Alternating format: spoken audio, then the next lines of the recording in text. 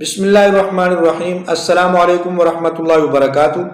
ناظرین، پاکستان کی 3 خواتین، بزرگ خواتین، جن کو سعودی عدالت نے 25 سال کی قید کی سزا سنا دی ہے، ان کے ساتھ 2 مرد بھی تھے، 5 لوگوں کو 25 سال کی قید ہو گئی ہے۔ وجہ کیا ہے؟ کیا وہ چور تھیں؟ وہ کوئی منشیات فروش تھی؟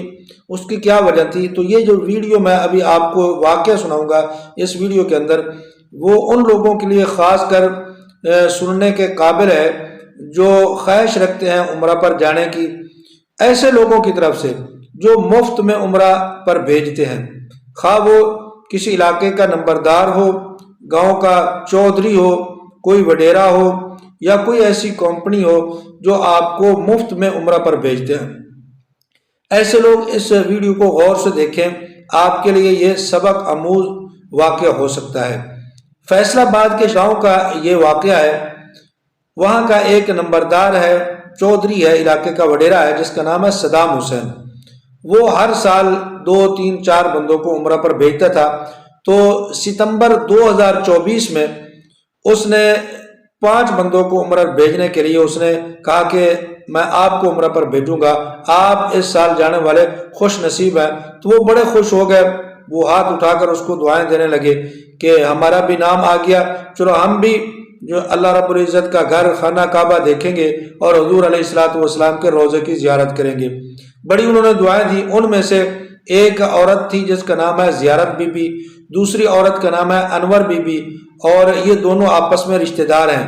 تیسری عورت کا نام ہے شمیم بی بی، یہ وہاں کا امام مسجد محمد ریاض کی بیوی ہے، اور ایک بندے کا نام ہے نیر عباس۔ یہ 5 بندے تھے جن کو اس نے بھیجنا تھا۔ 30 ستمبر 2024 کو ان کی فلائٹ تھی اسلام آباد سے۔ تو ان لوگوں کو اس نے کہا کہ آپ تیاری کریں، آپ کو 30 ستمبر کو ہم اسلام آباد سے روانہ کر دیں گے۔ 29 ستمبر کو ان کی تیاری ہوئی، جڑا والا سے یہ اسلام آباد کی طرف ان کو لایا گیا۔ وہاں جس بندے کا نام تھا جس نے ان کو ریسیو کیا ہے، اس کا نام تھا اسرار احمد نے ان کو وہاں سے ریسیو کیا، ایک ہوٹل کے اندر ان کو رکھا اور وہاں پر ان کی خدمت کی۔ صبح کو اس نے ان کو پہنچایا اسلام آباد ایئرپورٹ پر۔ ایئر سیال کی فلائٹ EF 718 پر انہوں نے روانہ ہونا تھا صبح 6:10 پر۔ تو اچانک وہاں پر جب یہ ایئرپورٹ پر پہنچے تو وہاں ایک بندہ آیا جس کا نام تھا گل۔ وہ ان کو آ کر ملا اور اس نے کہا کہ مجھے 20 سال کے بعد اولاد ہوئی ہے، اور میں جو بندے یہاں سے عمرہ پر جاتے ہیں میں ان خوش نصیب لوگوں کو کپڑے گفٹ کرتا ہوں، جوتیاں گفٹ کرتا ہوں، اور بہت ساری چیزیں اس نے دی۔ اس نے کہا یہ میں آپ کو گفٹ دے رہا ہوں، آپ میرے لیے وہاں جا کر دعا کریں، اور ساتھ ہی اس نے کچھ پیکٹ دیے۔ اس نے کہا یہ آپ لے جائیں جدہ ایئرپورٹ پر، وہاں 2 بندے آپ کو میرے دوست ملیں گے، ان کو آپ نے یہ دے دینا۔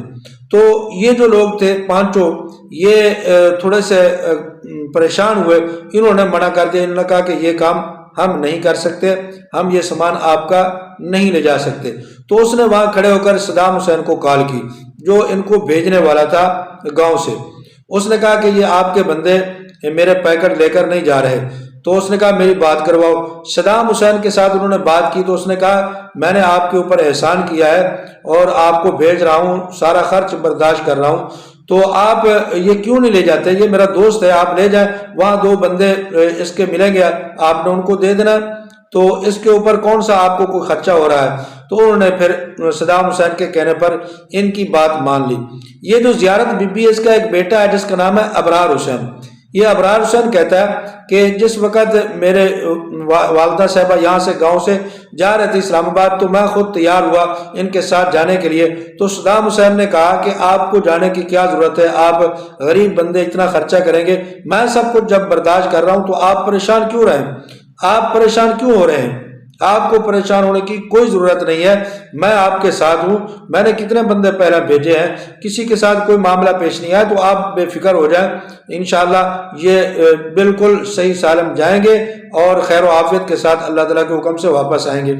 تو ابرار حسین کہتا ہے کہ میری پریشانی ختم ہو گئی، میں خاموش ہو گیا کہ غریب بندہ جاؤں گا تو خرچہ تو ہوگا، تو چلو ٹھیک ہے، یہ چلے جاتے ہیں۔ تو کہتے ہیں کہ ابرار حسین کا کہنا ہے، جو ان کا بیٹا ہے زیارت بی بی کا، اس کا کہنا ہے کہ میری والدہ صاحبہ اور باقی جتنے ساتھی تھے وہاں سے چلے گئے تو ایک ہفتہ تک کوئی ہمیں خبر نہیں آئی، کوئی ہمارا رابطہ نہیں ہوا، بس ہم پریشان تھے۔ ایک ہفتہ کے بعد کہتا ہے میری والدہ کا فون آیا، اس نے کہا بیٹا میں جیل سے بات کر رہی ہوں، اور جیسے ہم آئے جو پیکٹ ہمیں ملے تھے اس بندے نے گل نے دیے تھے، ان کے اندر منشیات تھی، جوتوں کے اندر، اور جو پیکٹ دیے تھے ان کے اندر۔ جدہ ایئرپورٹ پر جب ہم پہنچے تو ہمیں گرفتار کر لیا گیا، 500 گرام ان کے اندر منشیات تھی جس کا کیس ہمارے اوپر کر دیا گیا ہے، اور ہم پانچوں کے پانچوں اب جیل کے اندر ہیں۔ تو ابرار حسین کا کہنا ہے کہ جب یہ خبر پہنچی تو پورا کا پورا ہمارا گھر اور خاندان پریشان ہوا۔ ہم نے اپنے رشتہ داروں کو بلایا، اکٹھے ہو کر ہم صدام حسین کے پاس گئے کہ یہ کیا تو نے کیا کہ مفت ہمیں عمرے پر بھیجا، ہمارے والدین کو، اور ان کو پھنسا دیا۔ تو اس نے کہا یہ تو عجیب بات ہے، پہلے کبھی ایسا نہیں ہوا، ہر سال میں بندے بھیجتا ہوں، سارے بندے جاتے ہیں اور واپس آتے ہیں، کبھی کسی کے ساتھ کوئی معاملہ پیش نہیں ہوا، آپ پریشان نہ ہو، یہ کوئی ان کی غلطی ہو گئی ہے، ان سے کچھ بھول ہو گئی ہوگی، ان کو ویسے انہوں نے پھنسا لیا ہوگا، تو میں ابھی کوئی بات کرتا ہوں اور ان کو چھڑواتا ہوں۔ تو ان کو اس نے، ابرار حسین کا کہنا ہے کہ ہمیں مطمئن کر کے اس نے گھر بھیج دیا۔ ہم رات کو گھر آ گئے، صبح کا انتظار کیا، لیکن جب صبح ہمیں پتہ چلا کہ صدام حسین تو یہاں سے کہیں فرار ہو گیا، اپنے گھر والوں کو بھی لے گیا اور کہیں چلا گیا، اس کا کوئی اتا پتہ ہی نہیں ہے، تو ہماری پریشانی میں اور زیادہ اضافہ ہو گیا۔ ہم پریشان ہو گئے کہ اب ہم کیا کریں۔ ادھر دوسری طرف ابرار حسین کے متعلق ان کا کہنا ہے کہ خفیہ ایجنسی کے ادارے جو ہیں انہوں نے ہمارا ریکارڈ آ کر گاؤں میں اور ہمارے جو ارد گرد کے تھانے ان سے ہمارا ریکارڈ چیک کیا تو ان کو پتہ چلا کہ ان کے اوپر تو آج تک کوئی مقدمہ بھی نہیں ہے، کسی قسم کی منشیات میں یہ ملوث نہیں ہے، کوئی ڈکیتی کے اندر، کسی چوری وغیرہ میں، تو یہ بالکل بندے صاف ہیں، ان کے اوپر کسی قسم کا کوئی مقدمہ نہیں ہے۔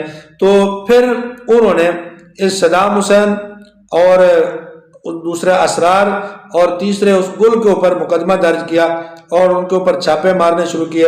دو کو انہوں نے گرفتار کر لیا، صدام حسین بھی گرفتار ہے اسلام آباد کی جیل میں اور دوسرا اسرار احمد بھی، لیکن گل جو ہے وہ ابھی تک نہیں پکڑا گیا، اس کا کوئی پتہ نہیں لگ رہا۔ 17 فروری 2025 کو سعودی عدالت نے ان پانچوں، 3 خواتین اور 2 بندوں کو 25 سال کی قید کی سزا سنا دی ہے۔ اب دوسری طرف طلال چودھری صاحب کا کہنا ہے کہ ہم جو ہے وہ کوشش کر رہے ہیں ان کو چھڑوانے کی، اور سعودی عرب کے اپنے کچھ قانون ہیں جن کی وجہ سے دیر ہو رہی ہے، لیکن ہم اپنی طرف سے بہت زیادہ کوشش کر رہے ہیں اور ان کو جلد از جلد ہم رہا کروا لیں گے۔ اور دوسری طرف یہ جو امام مسجد محمد ریاض صاحب ہے، ان کی بیوی جو شمیم ہے، ان کے 2 بیٹے ہیں اور دونوں معذور ہیں، تو یہ اپنی طرف سے پریشان ہیں، ان کے گھر والے اور بچے بھی پریشان ہیں۔ زیارت بی بی اور انور بی بی بزرگ خواتین ہیں، 80 سال ان کی عمر ہے، ان کی بیٹیاں، ان کے بیٹے، ان کے پوتے دوتے، وہ سارے پریشان ہیں اپنی طرف سے۔ نیّر عباس اکیلا گھر کا کفیل ہے، وہ بھی ان کے گھر والے پریشان ہیں، تو سارے لوگ ارد گرد کے پریشان ہیں۔ میری آپ لوگوں سے گزارش یہ ہے کہ وہ بندے جو اکثر طور پر اس طرح کے لوگوں کے وجہ سے عمرہ کرتے ہیں، جو مفت بھیجتے ہیں یا جو پیسے ادا کر دیتے ہیں اور آپ کو عمرہ پر بھیجنا چاہتے ہیں، تو پہلی بات تو یہ ہے کہ جب کوئی اس قسم کا سامان آپ کو دے، گفٹ ہو یا کوئی بھی چیز ہو، آپ اس وقت بالکل انکاری بن جائے، کسی کا سامان لے جانے کی کوئی ضرورت نہیں ہے۔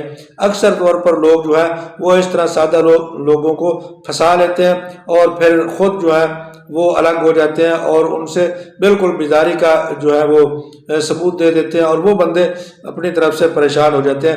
تو ایسے لوگوں سے جان چھڑوائیں۔ اب یہ جو معاملہ ہے یہ کوئی اتنا سادہ نہیں ہے، یہ جو گل ہے جس نے آ کر وہاں پر ان کو وہ گفٹ وغیرہ دیے، پھر اس کے بعد اسلام آباد ایئرپورٹ سے یہ اندر داخل ہوئے، آگے چلے گئے، کسی نے چیک نہیں کیا، کسی نے ان سے پوچھا نہیں۔ اگر وہاں پر ان کو چیک کر لیا جاتا تو اگر یہ وہاں پکڑے جاتے اسلام آباد میں تو آج ان کو یہ دن نہ دیکھنا پڑتا، دوسرے لوگ پکڑے جاتے، یہ چھوٹ جاتے، لیکن یہ سعودیہ میں جا کر پکڑے گئے، جدہ میں پکڑے گئے۔ اب ان لوگوں کو یہ پکڑ لیں گے، پھر بھی وہ سعودی حکومت جو ہے ان کو چھوڑے یا نہ چھوڑے ان کا مسئلہ ہے۔ تو اس کے اندر سزا جس طرح ان 3 لوگوں کو دی جا رہی ہے یا ان کے اوپر مقدمہ درج کیا جا چکا ہے، اسی طرح ایئرپورٹ کے اندر وہ لوگ جنہوں نے ان کو اندر داخل ہونے دیا، ان کو چیک نہیں کیا، ان کے اوپر بھی مقدمہ درج ہونا چاہیے، ان کو بھی پکڑنا چاہیے۔ یہ بھی اتنے ہی ملوث ہیں جتنے یہ دینے والے منشیات یا بھیجنے والے ملوث ہیں۔